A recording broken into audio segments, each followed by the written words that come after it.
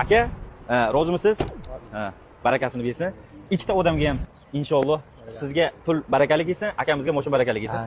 Akamiz mashinalarini 3 kun oldin Genterani sotishga qo'yuvdik. Vaqtda 50 sekundda mashina уже telefon bo'lib, hozirgacha tingani 50 yo'q. sekundda Genterani sotib, mendan Cobalt yoki 3-paysa Gentera deb keluvdik. Lekin xudo xolasa akamizga mana Malibu taqdir qilgan ekan, Malibu olib berdik. O'z boshida ko'nglimda Malibu bor edi. Bu akamiz bugun sotishga keluvdilar. Nomerlarini olib qo'yuvdik. Nomerlarini telefon qilib chaqirdik, keldingiz, mashina yo'qdi. Oldingiz.